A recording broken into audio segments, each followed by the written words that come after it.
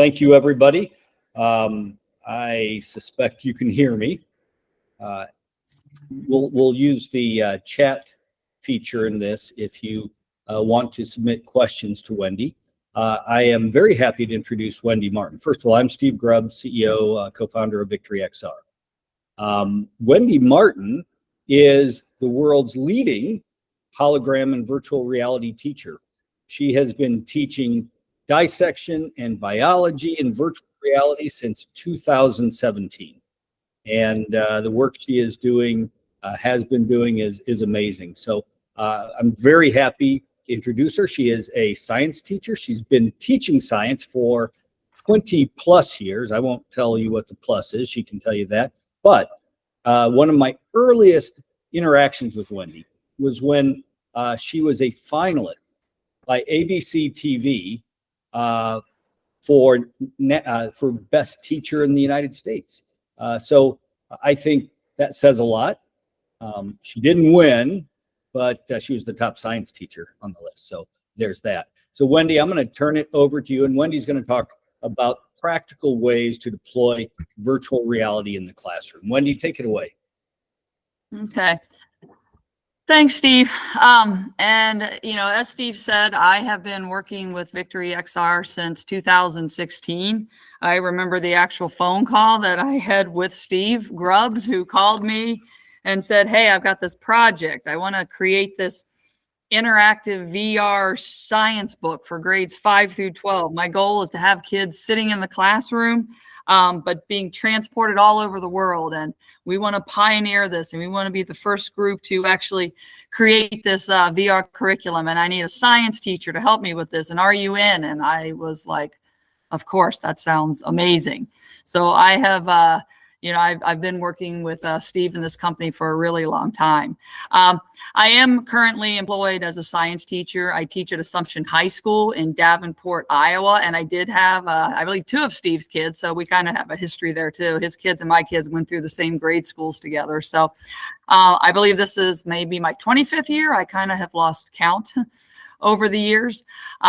I do currently teach dual credit classes, and so the local community college gives our students some college credit. So I teach college biology and college anatomy, but over the course of the years, I've taught really just about all the sciences we offer except physics. I have not taught physics, but I've taught physical science and most of the life sciences. So for about the past 10 years, I've been solely college biology and college anatomy.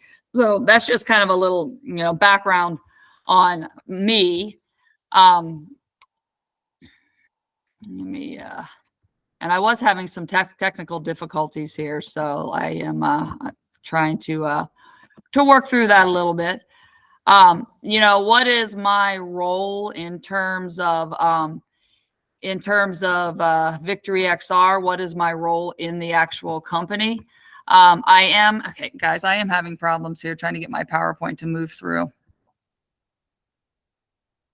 I haven't had to use this Google Meets before, honestly. I haven't used this one in a while. I typically use it on my phone. So, Wendy, try on your key, on your up, down, left, right keys, try pressing the right to the right. See if that works. Perfect. Thank you.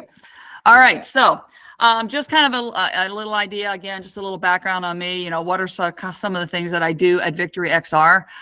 Since 2016, I've pretty much been a consultant. I work on a lot of the STEM projects. I do a lot of the script writing, a lot of the curriculum writing. I make sure that our projects are aligned with all of the, you know, the national science standards.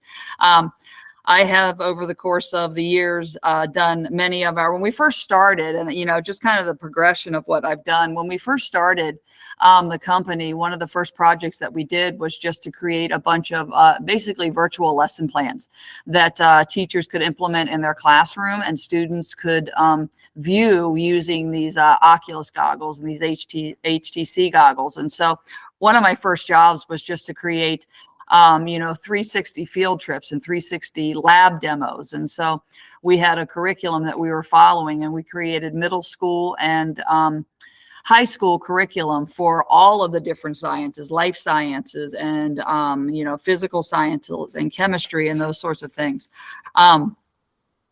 And so initially we kind of just, I started in the Davenport area, and then we expanded, and we just created this library. And for every subject matter, we had a 2D video, we had a virtual field trip, we had a virtual lab demo. And that took us into pretty much the first couple of years of me working with the company. Then we continued to progress, and we started creating animal dissections. That was one of the things that we did that we were pretty proud of at first. We created a series of dissections that teachers can implement. And I am the teacher guide in that, and I work them through. We have a frog dissection, a cat dissection, a pig dissection, organ dissections. And so that was kind of our next thing. And then over the course of the, the last several years, our amazing, team has created actual virtual campuses. And so it kind of went from us creating curriculum that teachers could actually view in the goggles and implement when they need to actually creating a campus where teachers can actually be, synchronous with me, and they can actually talk to me, or students can actually get into a virtual classroom with me, or any of the other teachers that also do this too, and teach science classes in our VictoryXR on our academy, on our campus, on our VXR labs. And so we've kind of progressed over the years. I just threw some pictures in here just to kind of show, this is video. This shows the frog dissection, which we did, by the way. The frog dissection did win the HTV Vive Award, so we were pretty proud of that. That's one of the first big accomplishments. This picture here shows the virtual campus that we created, and I'm not exactly sure what's going on, but I can see some brains, I can see a shark, I can see a starfish. And so for many years I have created curriculum and taught within our campuses. So that's, something else that we're pretty proud of. This just shows more pictures of our classroom. This was my original avatar. We're working on that. She doesn't exactly look like me, but I think she knows what she's doing. We did some AR projects that were pretty cool. We created a dinosaur book, a human anatomy book that kids could actually use their cell phones and kind of put them in front of it, augmented reality, and then the image comes out at them, and then there, is a little discussion, a narrator that tells them a little bit about what they're looking at. The Global Traveler app is something that I've also been involved in, and I really like this app. This is basically something that will allow students to, sit in their classroom, put on goggles, and be on the Great Wall of China, or be in Yellowstone National Park, be able to be transported all over the world, really, while sitting in their own classroom. And so with this Global Traveler app, Steve and myself and Tyler and several other people have gone out, and we've created, just little virtual educational field trips, and have allowed students to be able to experience things that they would really never be able to experience realistically in many cases. This video right here. It says, if you can see it, it says Blood Drive with Wendy. This is one of the earliest projects that we did, one of the 360 field trips that we did. And actually this video right here takes place in the high school that I teach in. And I believe it was a curriculum. I believe it was a video where I was teaching them a little bit about blood and sickle cell anemia and different blood products. So we just set up the 360 camera at one of the blood drives. And so if you were to view this, you would be sitting, in my small gym in my high school, watching the blood donation process and learning a little bit about blood. And so this is just an example of one of the field trips that we did early on. And we had, I don't know, remember Steve, we had 48 of those that went from 5th grade to 12th grade. So, and then this is most recently, this is my, one of our other employees, Tyler. This is one of the fun things that I get to do. I think a lot about being involved in VictoryXR and all of the things that I have gained from it.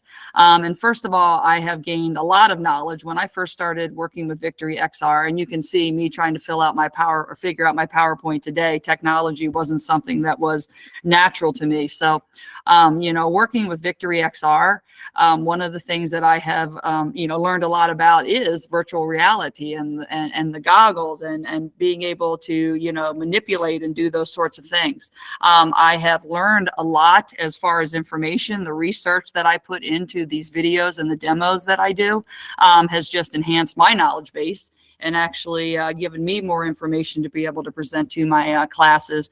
And then just the experiences that I've had being able to travel with Tyler. He's the one that I typically travel with. He's my camera guy, and we kind of go all over. Steve makes his own videos, but I like to have a buddy with me. So Tyler goes with me, and he's my camera guy, and we have created, more video for the global traveler. So just the experience of being involved with VictoryXR alone has been worth the past 6 years. There's just so many things that I have learned. And then, Steve and Cassie asked me about a month ago if I'd mind just kind of presenting some practical uses of XR. So, I guess today, as a teacher, I'm not the business person that's going to give you all of the stats and, all of those sorts of things. I am the classroom teacher who has worked with this company for 6 years. And I just want to kind of, from my perspective, give you what I think are some of the reasons that VR in the classroom, the value, just like the webinar title says, realizing the value of virtual reality in the classroom. I just want to give you some of the practical ideas. And so these are just a couple of videos.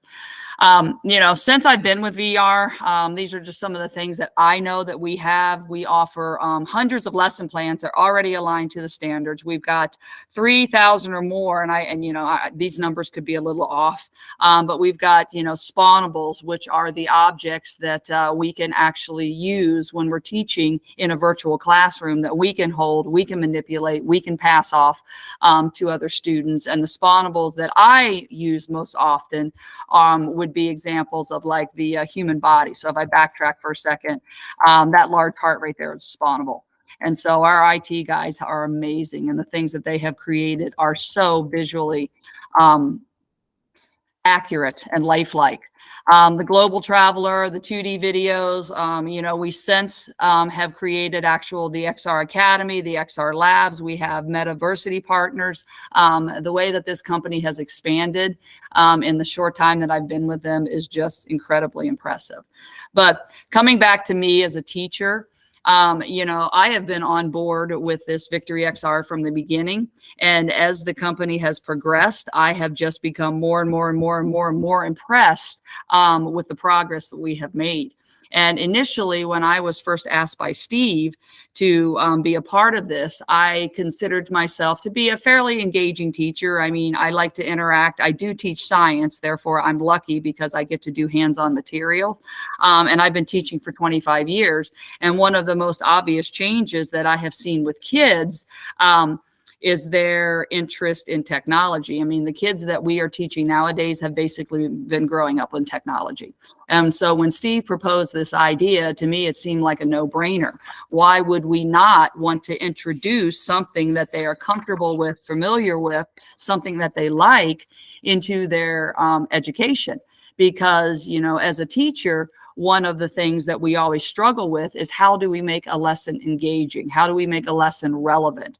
What is the catch? How do we catch these kids? How do we get their attention? And when, kids nowadays, and it's not just kids, it's us too, but, we've got things out there like TikTok, and TikTok shows you something exciting in 10 seconds, and then you swipe it and you see something more exciting in 10 seconds. And so, we don't have the attention span that we're dealing with that I used to have. And so I have a group of kids sitting in front of me that want to be entertained. They're used to being entertained by their screen, by their pad, by their games. And so how do I take that, knowing that that is what they like? How do I take that and incorporate it into my classroom and engage them? And working with Steve and working with VictoryXR has given me that jumping board to be able to take what the kids today like and incorporate it into a classroom setting so that they're learning. I mean, we want to make things relevant for them, because a relevant experience is going to more likely stick in their brain than an irrelevant experience. And we know that as teachers, or we know that as, people that are in charge of other people. If you want them to remember what you're saying, you have to create an experience that will, interest them, that will excite them. And I think that, you know, stepping into the VR world is the next logical step when we want to engage and excite and create relevant experiences for these kids. So, you know, why use VR in the classroom? Well, number one, it's interactive, it's engaging. I mean, you know, they get a 360 view. You know, Bill Nye the Science Guy, he's a lot of fun to watch, and you can learn a lot of things from him. But imagine, you know, putting on goggles and actually be standing next to Bill Nye, or actually be standing next to an expert. And that is what these global traveling videos allow us to do. It allows the student to actually put on a goggle and be standing next to, you know, for example, I went to Baltimore and I was talking to a company that makes prosthetics. And during the course of that video, I was actually standing next to the man who was making a prosthetic arm. And so the child or the student that puts the goggles on will be standing right there next to the person making the arm as the process is being described. And that's really hard to beat. You know, being actually able to experience it, not just see it on a screen, but to actually be able to stand in a room and look around and see the goings on. There's really, you know, other than simply being there, this is about as interactive as you can be. And again, quite frankly, some of the places that we have actually allowed these students to travel to through our virtual field trips are places that they may have never had the chance to do that at their, you know, in their lifetime anyway. The other thing is, you know, a lot of these activities, and I don't know how many of you are familiar with like our VXR labs, but if you've been into any of our actual lab activities, they have that game-like feel. They're fun. I mean, you know, the kids today are, you know, they like that. They're used to, you know, getting on their computer, getting on their phone, and they like to play these games. And one of the things that has progressed, when we first started creating curriculum, we did not have hand controls. Now we have hand controls to go with our goggles, and that adds a whole new dimension. I remember how excited we were when we got our first set of goggles that had hand controls, because we could actually add that dimension. And so a lot of the activities that we offer, these lab activities and the dissections, they're hands-on, and they've got this game-like feel, and it draws their attention, allows them to use their handsets. It allows them to not just stand and watch and listen, but to actually be physically hands-on, picking up a scalpel, picking up a, you know, picking up a test tube, actually being able to mix things. The other thing I've noticed, and I mean, if I go, these pictures right here were taken. I have a former coworker who teaches at a middle school in Calamus, Iowa, and she's been using our curriculum for probably 6 or 7 years now.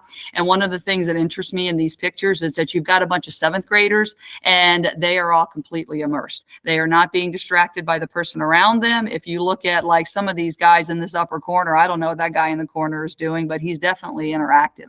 And so being in a set of goggles and being immersed in the lab that you're involved in or the field trip that you're going on allows you to be there and to not be distracted by anything that's going on around. Those of you that have put goggles on before, you know that it's really easy to become so immersed in what you're doing in the goggles that you're not paying attention to what's going on around you. And if I were to say, raise your hand if you've ever accidentally walked into a wall while you have these goggles on, we would probably all raise our hands, because it's something that, you know, when you put those goggles on, you are there. And so it's just really an engaging environment that I think as a teacher, I appreciate, because I know an engaging environment is going to enhance retention. And of course, that's ultimately the goal of any sort of educational you know, an educational process, is you try to create an experience to enhance their retention, to get it into their long-term memory. And hopefully it's something that they're going to remember. Very relevant. Like I was saying, this generation has grown up with technology, and working with Steve has given me the opportunity to not just use it in my classroom, but to also develop curriculum that can be used in other teachers' classrooms, or can be used on our new virtual campuses. But it bridges education and their world, what they like. It makes a very relevant connection with them. It just flat out makes sense. And technology is not going anywhere. And so using technology today in the classroom, I think gives them an advantage further on down the road, because they're going to be using this technology in college. They're going to be using this technology perhaps in their work field. And so teaching them how to use it today and how to use it properly, to me, is just as important as, teaching kids to use the textbooks, teaching kids to use a word processor. This is just another piece of technology that is going to be available to them, or it's going to be a part of their life as they continue past grade school and middle school and high school. So it's important that we teach them how to use it. Technology literacy, that is something that is important. Teaching them responsibility, collaboration. And that's another thing that I really enjoy about these VR projects is that, on our virtual campuses now, you can literally be in a classroom. I can be teaching 10 kids in a classroom, and they can be from 5 different places, 5 different states, maybe even 5 different countries. I've taught classes where I had someone from England, someone from Amsterdam, someone from South Carolina. And so, the collaboration that these VR experiences allow is something that these kids wouldn't normally be able to experience. To be able to be a student in Davenport, Iowa, and have a communication, take a class with somebody who is in a completely different country. I have always believed, as a parent, that travel is one of the best educational opportunities that you can give your kids. And not all kids have the ability to travel. But if they have the ability to put on a pair of goggles and talk to a student or talk to a peer from another country and learn a little bit about their culture, or go on these virtual field trips, they're going to learn something. They're going to learn something about different areas of the world, different people, different cultures. That's just a win-win, broadening their horizons, so to speak, allowing them to interact and learn things. That's empathy, giving them teaching them empathy. And so the next slide, what are some of the things that the VR, opportunities allow? It basically opens up a world that might not be available to them. It can transport them to distant locations. They can collaborate with students and people from all over the world. One of the things that I appreciate and I love to do with my kids is allow them to use VR to be able to visualize. I don't know how many people watching this are involved in education and perhaps science education. But if any of you have ever had to teach about the atom and about the cell, you know how nearly impossible it is to allow them to truly visualize how things move in and out of a membrane, or how two atoms actually combine to one another, because everything that they've looked at up to this point is a 2D image. And there's some really good 2D videos out there that give you more of a 3-dimensional feel, but there's really nothing any better than putting on these goggles and being able to hand them a cell, be able to hand them a carbon atom and tell them to combine that carbon atom with an oxygen, and allow them to actually touch and see and count the electrons, to allow them to hold a heart in their hand and blow it up and be able to stick their head in it and look at the chambers. The things that the students can do in a virtual classroom that they can't do in the real world, to me, that is one of the biggest advantages as a science teacher, to be able to actually allow them to see and touch things that are flat out microscopic. A lot of our chemistry labs that we offer allow them to touch equipment and touch chemicals that are perhaps hazardous, that they wouldn't necessarily have access to in a classroom. Even in my own classroom, things are expensive, and there's some equipment that I just can't afford on my budget. There are chemicals that are hazardous that I don't necessarily want my kids to be exposed to. But in a VR classroom and in our VXR lab settings, they can be exposed to all of those things. Any of you that teach science, the horrible sound of glassware breaking and cracking on the ground. That's something that we don't really have to worry about if we're in a VR classroom. These kids are more open to trying things, and they can make mistakes, and they don't have a teacher saying, okay, that's an expensive piece of equipment. Be very careful with that chemical. And those are all very relevant things that we have to be careful with in a classroom. But allowing them to do similar labs in a VR setting just kind of takes away that aspect of it, and just allows them to kind of jump in and try things out that they wouldn't necessarily be able to. One of the VR simulations that I just did recently was putting on a spacesuit and going up to an international space station, and being able to simulate that feeling of flying.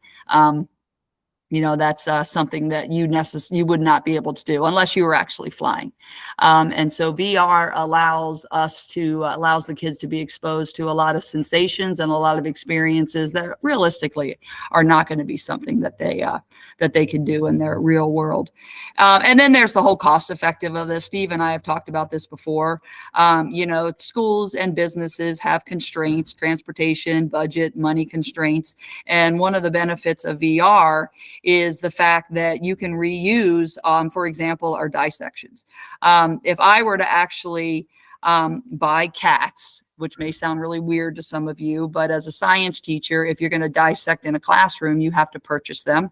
If I were to purchase a large animal for my classes to dissect, say a pig or a cat, we're looking at close to $200 per specimen. And that is a one-time use. And every year I have to repurchase those, as opposed to being able to introduce my kids to a comparative anatomy mammal dissection using the VR goggles. And they can reuse, and we can redo that same dissection over and over and over again. So that's very cost effective. Field trips cost money. We have the Global Traveler app. These kids can travel to different countries. And so, there's a lot of cost effectiveness to us. The consumables that have to be purchased over and over again can be purchased just one time with the goggles and the license, and can be reused over and over again. And like I was saying, it allows students to make mistakes using expensive equipment that they wouldn't necessarily be able to do in an actual classroom. So there's that advantage too.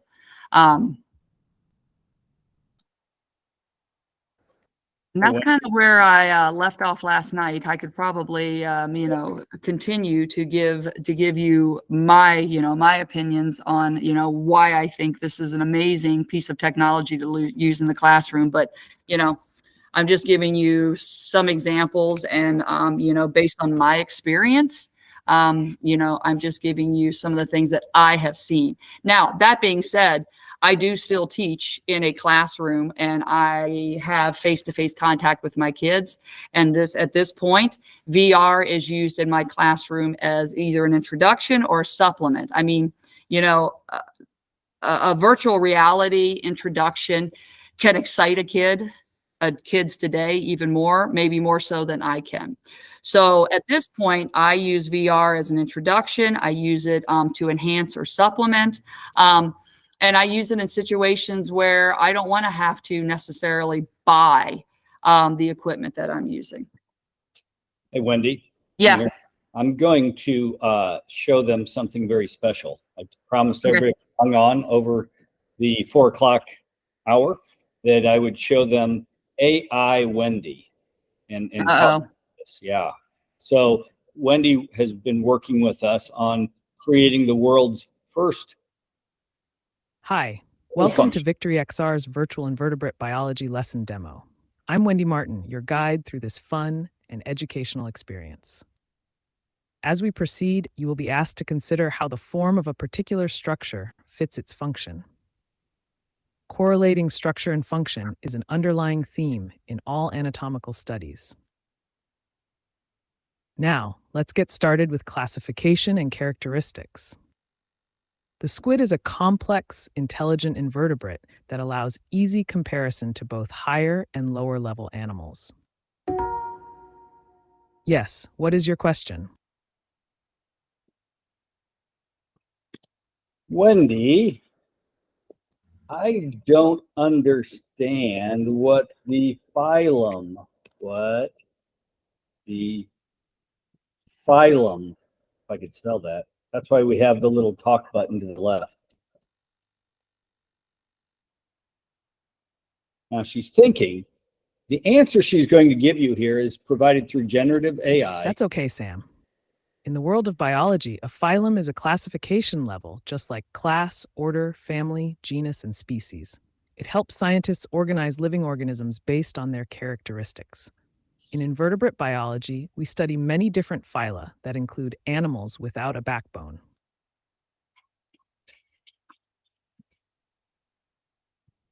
Wendy, would you explain phylum? So a sixth grader could understand it.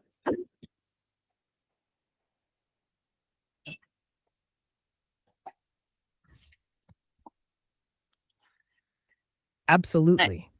In invertebrate biology, a phylum is like a big category or group that helps us organize and study different types of animals based on their body structures and characteristics. Each phylum includes many different kinds of invertebrates that share some important features. It's like sorting animals into big groups to help us learn more about them. Okay, but she stays on topic.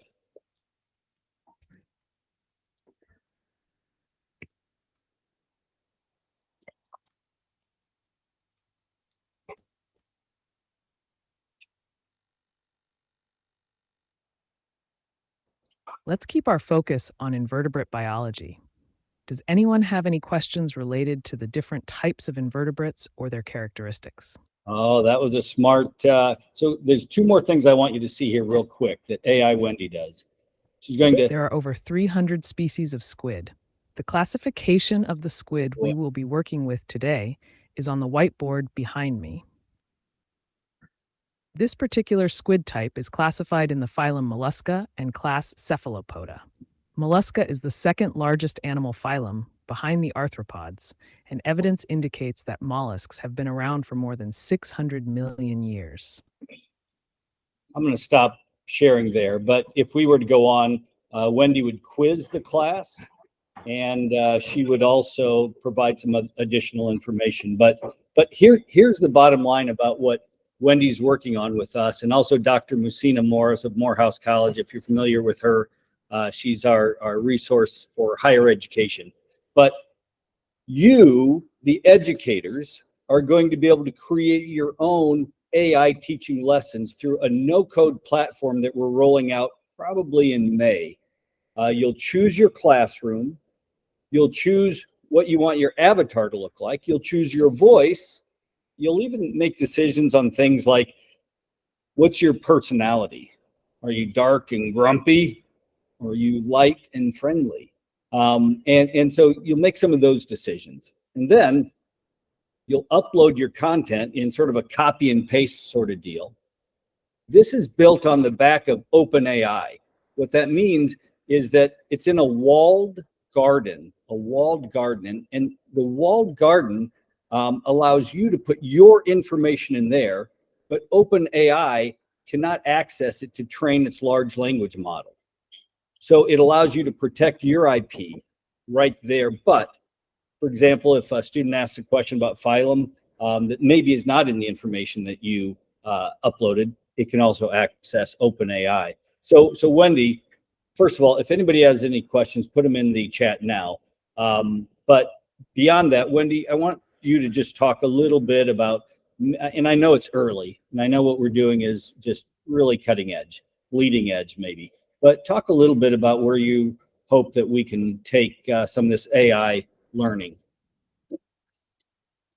Well, I mean, AI is one of those things that, kind of when technology, teachers are trying to figure out how in the heck to incorporate AI and, Chat GPT and all of those things successfully into a classroom because the kids know how to use it.